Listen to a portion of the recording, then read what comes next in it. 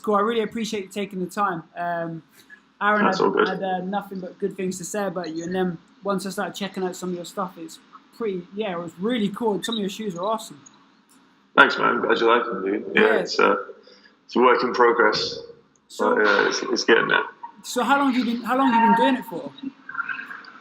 Sorry. How long have you been doing it for? Well, I mean, like shoe design or actually creating shoes or Well, product, like. yeah. I mean, I suppose. Well, yeah. Let's take it back. Let's take it back a notch. The whole sort of premise around what I do with NYP is I sort of speak to people about what success means to them as an individual. Hmm. So one of the sort of concept that I have with NYP is the understanding that everyone's definition of success is different. So Yeah. what I try and do with my service and my product is help individuals define what success looks like for them, but then we help put together a plan to help them sort of implement a strategy towards that definition of success. But the great thing is your definition of success, everyone's definition of success is very different. So Right. Yeah. yeah, so for me, today is just really to get an insight of what success looks like for you, but yeah, get a bit of a backstory, where it all started. I'm not sure how much time you've got. I know your time is very valuable, so I'm happy to get into it as much as you're willing to. But yeah, just kind of get a bit of a background on where it all started for you, and sort of just share really how your journey's gone so far, where you see it all going moving forward. Yeah. Sure. Well, I mean, really, I guess I've always kind of been drawing some kind of product, mainly shoes, since like back when I lived with Aaron in Doncaster. So I mean, it's always kind of something that I did, whether I knew like consciously that's something I wanted to do for the rest of my life or not, I can't really say. It was just kind of just fun. And then just kind of like, I guess, playing basketball. I think every basketball player loves sneakers. It's just kind of part of the culture. Yeah. Aaron's just got some Jordans. We were talking about them this morning. Yeah, exactly. See, I mean, it's just like, every basketball player just loves shoes. So Yeah. it was just something that it was kind of like natural progression for me. I was always drawing and I was playing basketball. If I wasn't playing basketball, I was drawing. So Yeah. just kind of just started to draw sneakers and whatnot. And then, so I ended up going to America to play basketball. And, but even before I went over there, my knee tendonitis just got to a point where it was just, hard to walk in the morning and all Right. that, all the kind of the sub story of a basketball player and his knees that I think everyone kind of goes through, except for LeBron James. Yeah. So I didn't realize you went to the States to play. So where did you go out to the States to play? I was supposed to go on scholarship to SUNY College in New York. It's Right. not a major school. Yeah. It's like a D2 school. But Yeah. the way I figured it was, it was a great place to start and go over there and whatnot. But before I went, I just was very transparent with the coach and said, look, I'm having some knee issues at the minute. And I know you need to, because with D2, they only get a certain amount of scholarships they can give out. So I was offered like the scholarship through them, but I just didn't want to hoodwink them into having this guy come all the way over there and then not be able to play. Yeah. So he was like, look, just go to 2-year college, get better, and then we'll see what happens. Yeah. So that's basically what I did. I ended up going to a 2-year college down in South Jersey, where my now like big brother, best friend, went as well. Nice. And so we were just over there having a lot of fun playing basketball, and I was trying to get healthy. Yeah. But that never really happened. Right. But I guess I'd consider it a massive blessing in disguise. Yeah. Looking at where you are now. Yeah, I mean, it's just I have a lot of friends. Like I'm a 6'2" white guy. Like I mean, it's I wasn't going to go. I wasn't going to be an NBA All-Star. I mean, I mean, who knows? Maybe there's been players a lot smaller and less athletic than me in the NBA. I'm sure, but like, it wasn't. It's a hard. What I'm trying to say is it's just a hard uphill battle. Well, yeah. I mean, even nowadays over here. I mean, I remember I took a scholarship to go to Worcester, and play. Yeah. That's the only reason I went to uni, was to play basketball there. So yeah, I can only imagine the sort of the state it's in when you go to America as well. Yeah, exactly. And so, so I went over there. You know, I was, you know, happy. I kind of held my own and whatnot, but I knew that it wasn't something that's really going to be, you know, a sustainable future for me. So, started to really just kind of, you know, because like I said, I was with my best mate over there called Luke Deering, and he was kind of leading by example. He was an academic All-American, studying 2 degrees at the same time. So I was like, all right, if this guy can do it, you know, I should probably hop on and also try and do the same thing. Yeah. And so I just kind of, you know, started to really focus on my classes and whatnot. And then I was studying graphic design at the time, transferred after 2 years getting my associate's degree in graphic design, and then transferred to Montclair State University in North Jersey. Oh, nice. Which is like 20 minutes from central Manhattan. So I could see Manhattan skyline from my college campus, so it was sick. Nice. And so yeah, just being in that area was like super inspiring. Met a bunch of people that are just kind of instrumental in my future in this industry. And while I was over there, I just realized that I was kind of studying the wrong thing and switched to industrial design. Right. Because I'd applied online for a Nike footwear design internship, and they were like, "Oh, we only take product/industrial designers." So I was like, "Shit, well, I'm studying the wrong thing." So let me switch really quickly. I was really lucky actually that they had an industrial design program, because it's quite a rare thing. Right. Okay. So switched that. The day that I found out, switched that day. Managed to get accepted into the program, and then from there on out, I was just kind of just obsessed, really. You know, that the obsession that I took from basketball, I just put it over to into this, like even more so actually. That's really nice. So I'm guessing there was clearly something that they saw before you transferred your degree, because, like you say, to transfer it straight away and then they get you onto that program, they must have seen something before as well. Yeah, I mean, they had to be accepted into the program, you had to have an interview. Right. And obviously, like, you know, I look back now, it's a pile of trash. But it was just like they could see it's more so to see your character, see how much you're into it. You know, I mean, I had some sketches. One thing about I've always been drawing. The one thing with product sketching as opposed to more artistic sketching is there are more rules to product sketching. So you need to understand like your point of perspective. So like 1 point, 2 point, 3 point perspective. You know, if that's on point, if they kind of see that you have somewhat of an understanding of that, that's a massive bonus. Because I mean, you use that, like to this day, I use it in all of my sketches. In fact, most of the time, I'll leave some of the perspective lines in the sketches. Yeah, well, I think that's one of the, just as a sneaker fan, you know, having the sort of Nike collection books and the Soul Trader books. You know, I think the lines almost add an element to the drawing themselves, don't they? Yeah, I mean, you know, that's one thing with product design sketches. It's not supposed to look like it's something that took you, you know, 6 months of hard graft to do. It's going to be, you know, a quick idea. It's a practical sketch. Yeah, exactly. Like the lines add quickness. So, you know, they add excitement to the sketch. So yeah, it's, you know, they saw the sketches that I did. I think I had some furniture sketches, obviously some shoe sketches. I think I had a robot sketch that I did. Just like random. I was just like, shit, I've got like an interview like tomorrow. I don't know what. I just basically just compiled all the stuff I'd had, like, you know, hidden in my room. Yeah. And was lucky enough to get accepted. I think more than anything, you know, they just saw kind of the passion for it, and I think, you know, as long as they see that, you know, how could they really? You know, it was a fairly new program, so it wasn't like the standards were really that high at that point. So I was very lucky. I think, like you say, when we look back on interviews and stuff like that, the process, we place a lot more emphasis on different things nowadays, looking back to those interviews, especially if you're the person on the wrong end of an interview.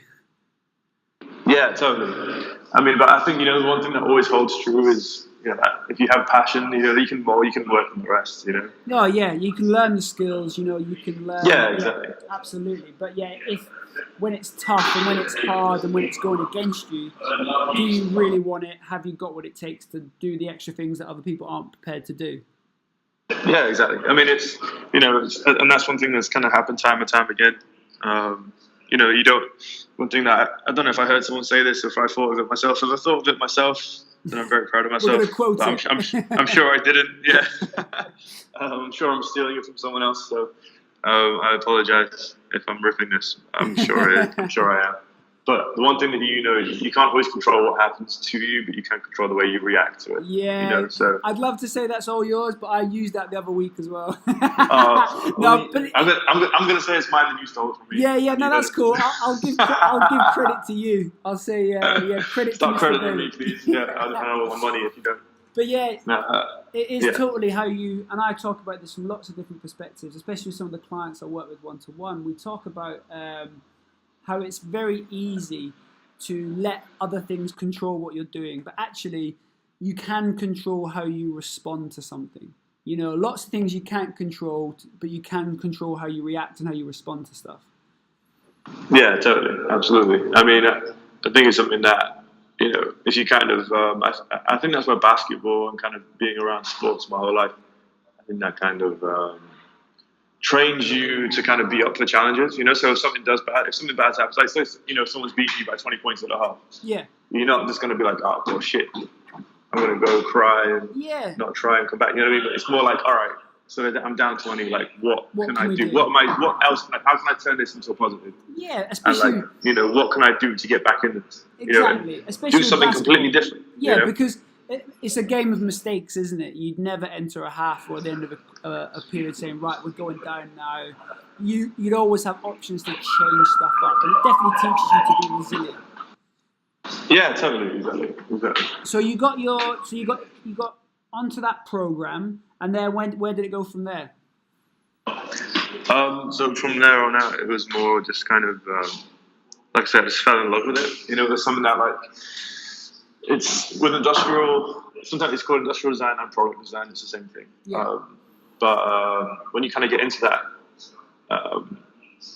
it's like something that I'd never even really heard of before. So it's like, as soon as I heard it, I was like, oh, that is exactly what I want to do. Yeah. So it was all kind of like 1 week of just like, holy shit, this is amazing.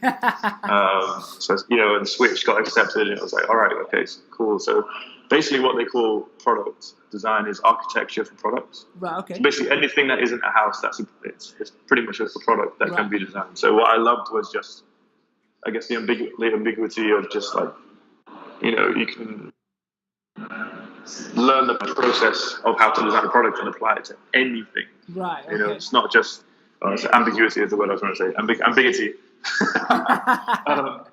But just being able to just kind of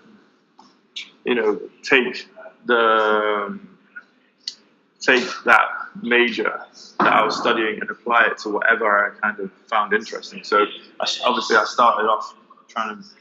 It was all about shoes. Yeah.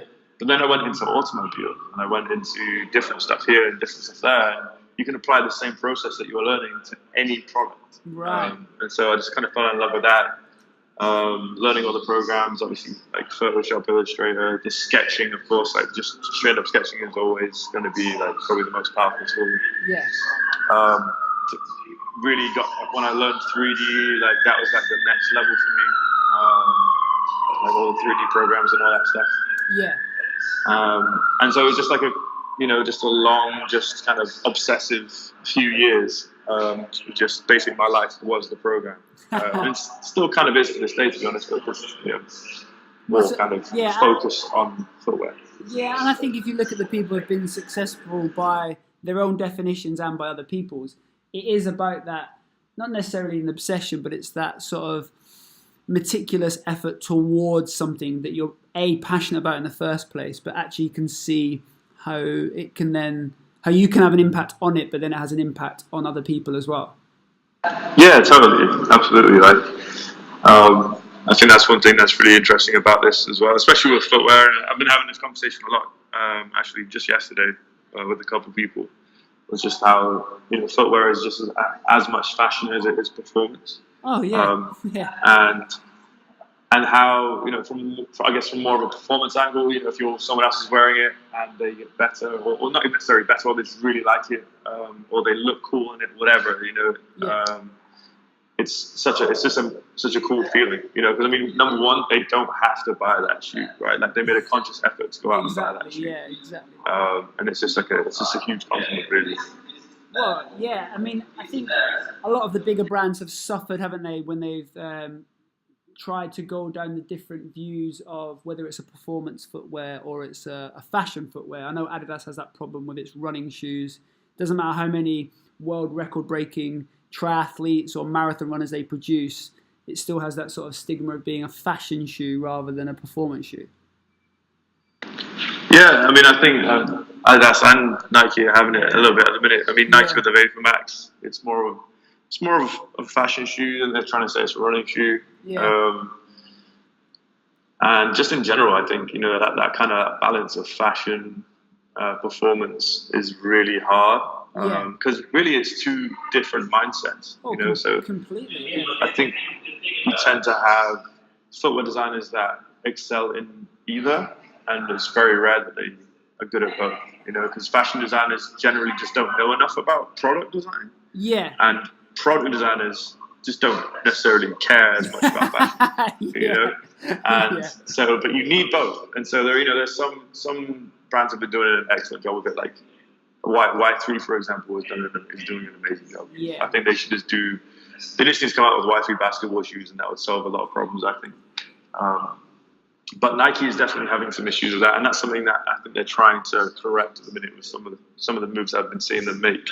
They're they're trying to get back to, I guess, how they used to be. Like if you look at a lot of the shoes, like the earlier Jordans, for example, like the ones that Tinker did. Yeah.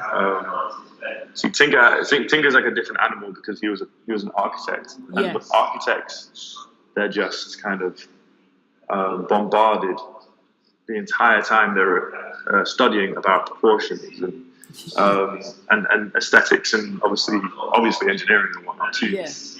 But they spend so long in school that they just understand it on another level comparatively to other designers. And so the shoes that he did, they performed really well. When they came out, they were like peak performance shoe at that time, but they also had the aesthetics that transferred from on-court to off-court really well. Yeah, and a lot of things now is like they've got they're super duper techie shoes, but they're not shoes that you necessarily want to wear off court, No, I think the Jordans especially have a sort of appeal to them from a different sort of demographic as well.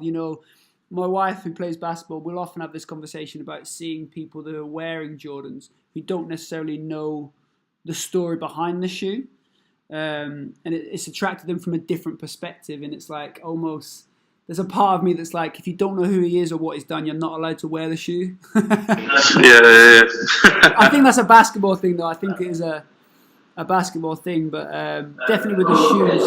I mean, what do you think of, just on the idea of the shoes, what do you think of what's his name, who's just developed his personal shoe, the Big Baller brand? Oh yeah. I actually had a conversation about this with a new website called Maken, Maekan.com. Right.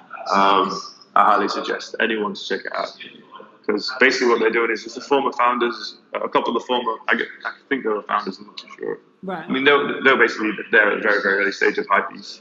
Yeah.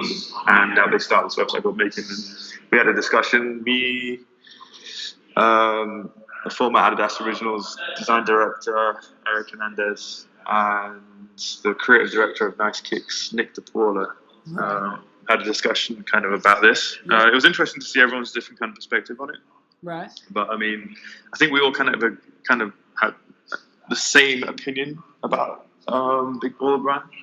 And I mean, it's actually really interesting what they're doing. I mean, having someone like in the NBA, having a player that's as well known as I forget which ball it is. Is it Lonzo? Yeah. That's huge. It's really hard for a brand other than like Nike and Adidas Yeah. and Under Armour to have that, right? Like, Yeah, because he's legit. He's legit. He's not like they've sort of put a shoe with a player who they're not too sure about. This guy went second in the draft, you know. Like usually, like if it's a new brand, they hype the fact that they've got like a bench warmer wearing their shoe. Like no one gives a shit. Exactly. You know what I mean? Yeah. So from that standpoint, it's super duper interesting.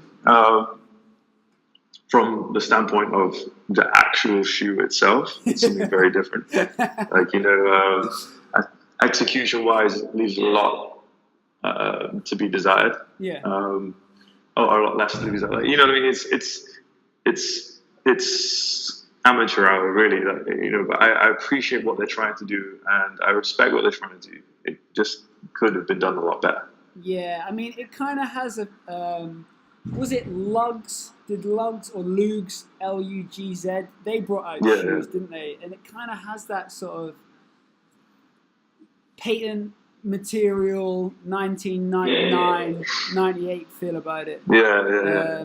Maybe. Yeah, I mean, I think the whole brand in general, because I mean, there's something with the BBB and the logo and all that stuff. It's kind of one of the things where it could be so ugly that it becomes cool. Oh yeah, no, absolutely. Like, you know? Take away, if you weren't to know about his dad and the rest of them, you know, and you see some of their apparel kicking around, you know, you're right. It could be picked up as quite sort of attractive, and you can see where the appeal would be. I think the whole thing that's come down with it is just like things like the pricing of the shoe, and then sort of some of the other stuff. Yeah.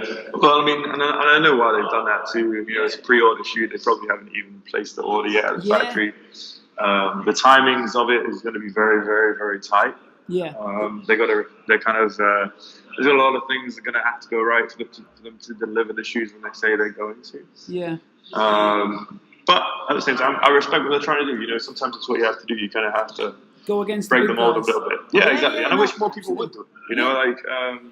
You know, I say it to people all the time.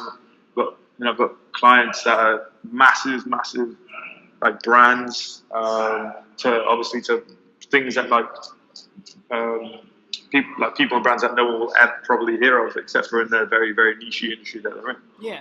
And one thing that I always appreciate is when people, you know, no matter how big or small they are, they do their own thing. Oh yeah, that's obviously, got to be the bigger you get, it can actually be trickier, believe it or not. Yeah, to manage.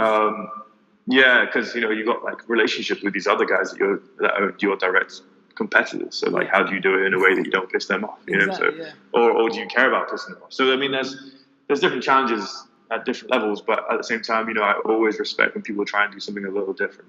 Because that's what we need to kind of push the whole thing forward. You know, some things will be different in a bad way, some things will be different in a good way. Well, it is, and it's to draw that emphasis away from sort of the larger groups who monopolise sort of different areas of the market, and it allows people like yourself to not necessarily get exposure via these channels, but as soon as people start to be more aware of custom shoes, or you know, the specifics of the brand that you have and what other people are doing, I think it's nice to sort of suck it to the big guys every now and again. Yeah, totally. And I mean, and that's one thing that I've continued to say. Like I wrote an article for Sneakers magazine. You can see a snippet of it online. They just put it out today about the future of footwear and how basically people are going to have to, like consumers, sneakerheads are going to have to give new brands a chance if they want like the new hot shit, like the new stuff. Oh yeah. Because that's just how it's going to have to be. You know, like it can't always be Nike, Adidas, Reebok, and whatever else. You know, it's going to have to. People are going to have to reach out. I saw a really good little, I think it was a little YouTube video. It was talking about the Hundreds brand, and it was talking about how it kind of, for them, I think the question was along the lines of when did it suddenly become real for them, and they said it was after Jay-Z did his last. I saw that. That was that. I saw that. Was that Complex, or was it Hypebeast? That's what I saw. They were wearing the hoodie, and he said that's when it sort of kicked in, and it's those moments that sort of signify for the smaller brands and the smaller companies. Totally. This is what you're capable of. You know, this guy got hold of their stuff. They don't know how he got hold of their stuff. But he said that was just. He said initially it didn't have an impact on their sales, but he said long term it did. But moments like that will definitely help. Yeah, and especially in the kind of the environment that we're in right now as well. You know, you can put stuff out there. The reach that it gets is mad. You know, like there's been people wearing my shoes and stuff like that. You're just like, I have no idea how the hell they got that. But Yeah. thank you. You know. Yeah, definitely. And that's what it is, isn't it? It's about, I suppose, it's almost like you say, you want to close that gap between the person who wants to get a pair of your shoes and the celebrity who got your shoes, but you're not sure how he got them. You know? Yeah, totally, exactly. Oh, that's wicked. So a couple of the questions that I like to sort of ask guys when I do my interviews is just for yourself, have a think. I want you to think about, by your own definition, what does success look like or mean to you? You know, how do you define yourself, or how do you know when you've been successful, or are you successful, or is it something you're constantly working towards? You know, what does success look like for you? So I try to live like in kind of a mix of the present and the future. So I think I have a lot of friends that they're always constantly looking towards the future, and they never really like appreciate what's kind of happening to them. Yeah. And so I would say, you know, I'm somewhat successful. Like I'm very, very happy where I am. At the same time, I'm not necessarily content. Yeah. But as far as like family, friends, what I'm doing, like I understand what I'm doing right now. This is the time that I'm going to look back on and be like, shit, that was fun, you know? Yeah. So, I mean, success to me is being happy, doing it my own way, and being able to provide whatever I want for like obviously my loved ones. Yeah. And whatnot. So that's really what success is to me. That's pretty much it, to be honest. I'm just doing it my own way and being able to provide, you know, for those that you know that I guess need it or whatever. You know, I mean, and doing it in a way that is fun. You know, I want to be able to do it. I want to be able to do all this stuff with people I genuinely get along with. You know, so everyone that kind of is part of CK. They're all first and foremost great people that I highly respect their skill set. Yeah. And yeah, that's for me is kind of that's like the main thing, because I've done a lot of traveling. I continue to do a lot of traveling and do all these events and whatever else it is, to go on development trips and stuff like that. And it's cool. Like, I don't mind going by myself, but it's so much more fun when you're going with people. And kind of, you know, they bring you out and do things to and make you do things that you wouldn't normally do. Well, it becomes about the experiences then, doesn't it? Yeah, exactly. It's all about the experience. And then, because you think about what product design is, it's all experiences, right? Like the best products have the best stories. Oh, yeah. And those are all derived from experiences, you know. So that's kind of what it is, just continuing to develop like the story, continuing to just be in a position that if I want to do something, I can do it, you know, and just building platforms to also help other people do it. Brilliant.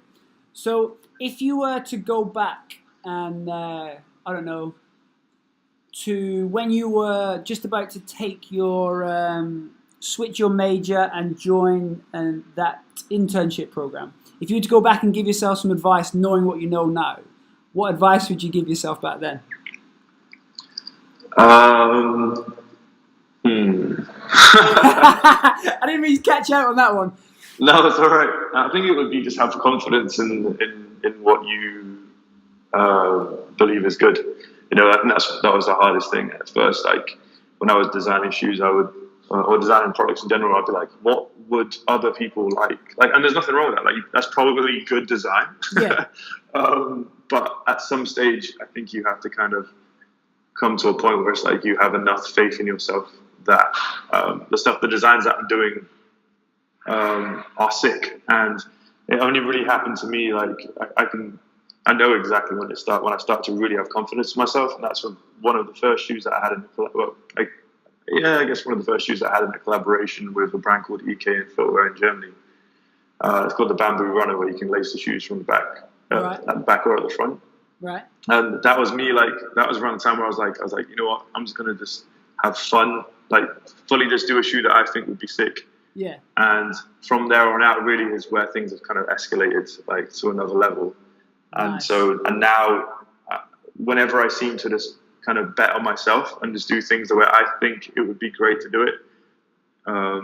Obviously, it's not always right, but generally, the way it's kind of gone, it's always been way better than if I guess, you know, back in the day when I used to try and do things, you in a way that I think other people would appreciate more so than. Yeah, because that's not truly authentic, then, is it? Exactly. Yes, and that's, I guess that's really the word, is like, be authentic, Yeah. to what you think, and what you kind of want to put out there. Because I mean, good design, you could arguably, or not even arguably, really. I mean, good design is what helps other people really on a scale. Yeah. But I'm kind of in between. Like, I do stuff for clients, but then I also think it's important that I do passion projects that are really, just kind of maybe a little bit more self-indulgent, but also kind of leave these kind of, I want to kind of leave like these relics behind for future, like almost kind of, have like a legacy with these products and say, look, this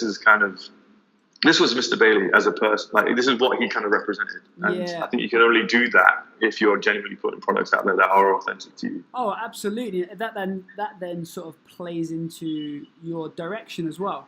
Yeah, totally. Moving forward. And that sort of leads nicely into my next question. Is I wanted to. So the thing that I have with MYP stands for maximize your potential. So with regards to your sort of understanding of what success looks like for you, what do you feel it looks like? What do you feel your future looks like with regards to you maximizing your potential? What does the future hold for Mr. Bailey? If you were to maximize your potential, what do you think that would look like in the future?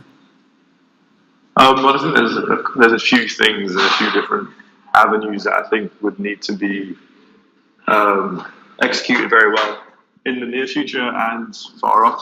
So one of the things that I'm working on right now with a few other people is pretty much innovation and sample labs. Right. So it'd be small scale production potentially, but more kind of focused on sample making and pushing innovation. So for me, that's the hardest part. That's kind of like the pain point that I'm seeing right now. Whether I'm trying to create my own brands, do things for clients, or just push into it. Like, there's so many talented students out there and young people, or even old people, whatever, that have really interesting ideas, but have no place to really to kind of make it happen. And so I think one of the things that I really want to do is create these shoe labs, either in Asia or in Europe, and just have it as a place where I'm kind of, creating my own stuff and other people's stuff in that space, and just basically allowing it to be an enabler, somewhat of an accelerator program. Nice. So a bit like these, but for sneakers. Yeah. So you have these like business accelerator programs, but you have it for actual making the sneakers themselves. Exactly. So that's one thing that I'm working on right now. Hopefully that comes to fruition sooner rather than later. So that's one thing, and then there's some other stuff happening potentially in Holland where I can do like small production runs, and also be involved in that too. And that's kind of somewhat involved, like it'll be somewhat under the concept Kicks umbrella, so we'd always be partnering with these factories. Yeah. So that's one thing. I guess another thing would just be I have a brand that I'm working on, that I want to kind of come out and showcase the different levels of thought that kind of, as I've gone through the years, kind of showcase how I see the industry and what I see maybe needs to be kind of thought about maybe a little bit more creatively. I think when people think of design, they generally think of just the aesthetic and the performance of an actual product, but there's so many other things that go into that shoe, right? Like how it's made, how it's produced, what's the work line like? How are the shoes being cut out of the material? Could you produce a shoe with less waste? Could you market the shoe in a way that rewards a consumer for their interest rather than for them just kind of spending lots of money on the shoe? How do you kind of manipulate marketing in a way that is different to what people are doing now? Like low quantity, high price is it's such a cheap way of creating demand for a shoe. So how can you do it in a different way?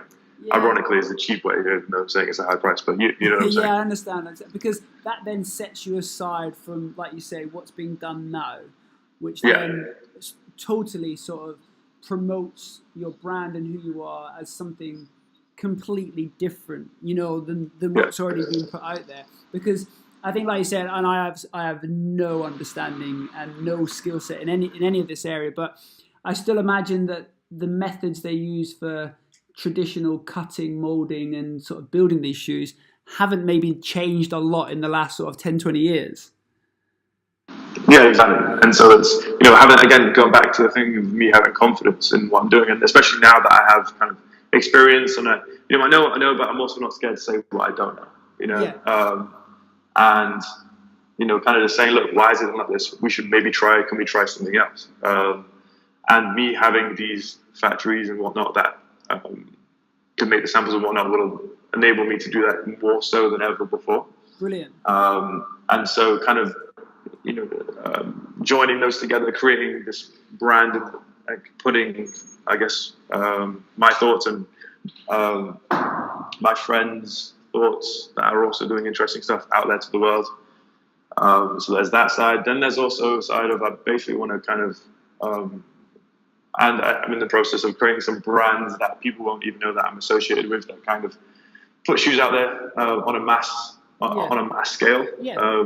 We've got some links with pretty big retailers and stuff like that, and I want to basically get sustainable shoes out en masse. Right. And most people probably won't even know that they're sustainable. I think that's a lot of the issue with footwear and whatnot. Like a lot of these big brands are saying, creating sustainable shoes costs more, and people don't really give a shit. And it's true because people, not that people don't give a shit, it's that people don't know what to care about because there's so much involved. This right? is a massive issue at the minute with regards to sustainability on a global level. With regards to lots of areas.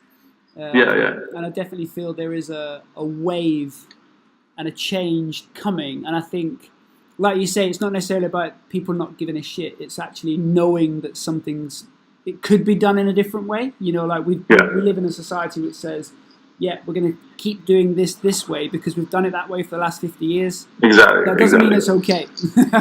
Yeah, and so and I think it's it's not on the consumer. A lot of the times the big kind of brands, they react to the consumer and what they're actually parting ways with their money for. Yeah. But I think that at some point there has to be you have to be held accountable for what you're putting out there, right? But so they have to take responsibility for their actions, which they do ultimately. That cause and effect, isn't it? Yeah, I mean, when you're producing shoes on that scale, you are having an impact, whether you like it or not. Absolutely. So it's arguably you could say mass-produced footwear isn't necessarily the most sustainable thing, but there are things that you can do, right? I mean, arguably you could say the most sustainable thing is for someone to have one pair of shoes for their entire life. That's not going to happen. Yeah. So how do you take the construct of the way things are currently set, but then change it a little bit so it is more sustainable? So I think that's the next stage, is like, how do we affect change on a large scale? Because a lot of the stuff that we're doing right now is very niche, and it starts trends that could become big, but then I also want to kind of have things that do affect change on a large scale, whether people even realize it or not. Yeah, and it's really interesting, Zach, because one of not sort of the angles that NYP works, but one of the sort of the values that we have with the company is that sort of element of sustainability. I mean, not recently, but I've been vegan for the last 3 years, and instantly when I started to look at your shoes and I saw some stuff on there about sustainability, I was like, right, I want to know if this guy is designing a vegan-friendly or eco-friendly, sustainability-based shoe. And it's a conversation I'll have with people all the time. It's not necessarily about changing something fully all at once, but like you say, those small little changes which can have a larger impact further down the road. Yeah, totally. I mean, I think it's step by step. It's something that I think everyone needs to kind of work towards, and it's going to take time. And I think that we might even get to a stage where there are certain things that have zero impact, but why not create things that have a plus impact? Yeah, you know what I'm absolutely. saying? The give back. Yeah, exactly. There could be materials that give to your feet. You could have vitamin enriched leathers that kind of give your foot sustenance, and then when you give it back, into nature or whatever it is, it actually creates something. Do you know what I mean? Like, there can be positive impact, and so there's a lot of potential there. And then I guess on the other side as well, just kind of pushing concept kicks in the community and whatnot, and just kind of creating a platform that makes it easier for people that deserve it to kind of get I guess get their messages out there on a platform that is hopefully valid and also helps them out, and pushes their narrative more. Yeah, it's sort of like you say. I think you were right when you said it creates that platform, because then it makes it accessible, then, doesn't it? Because, like you say, knowing the journey that you've come on, it's been a long sort of journey that I can imagine at times felt limited for yourself, and you want to be able to make it more available or readily available to the talent that might not necessarily have had the access to the things that you had going through your process. No, I think that's brilliant. I think that way as well, that becomes a strength element to your brand and what you're doing, because it's that coming from a place of authenticity, but it's also very genuine as well. Yeah, totally. I mean, that's one thing that I think that I realized a lot with concept kicks is, when you're truly, and this is going back to the confidence thing again, when you're truly confident in your ability, you're not jealous of other people creating good work, right? I think in a lot of industries, when someone does something good, there's someone else over there hating on it, right? Oh yeah. And that's because they're generally insecure with their own abilities, right? So yeah. When I used to feel that way about other stuff, other students or whatever it was, or other people doing really great work that were like my peers or whatever, I realized that it was just a very unhealthy way to be. And and if you really want to be like, if you think about it in a selfish way, the more you celebrate someone else's work, the more you actually benefit from it anyway, right? If you really want to get something from someone else's work, celebrate. Absolutely. I remember reading, I think it was Grant Cardone, or somebody else quoted something saying that people think that success is a commodity, like there's limited amounts of it out there. And if someone else is having all the success, then there's not enough to go around. But it's not about that at all. It's not at all. And that's the thing. A lot of people think if someone else is doing well, that affects me badly, but it doesn't. No, not at all. So and I think that with concept kicks, like celebrating other people's work and saying, if there's someone else that's doing well, putting it out there, being like, this is sick. You should check this out. You should do this. You should do that. And I'm confident that I'm in what I'm doing. So I'm just like, whatever, someone else is doing awesome, that doesn't make me look shit. No, exactly. But it becomes that, and this is a problem. This is a problem that people have as well. They talk about saying there's no such thing as a disingenuous act.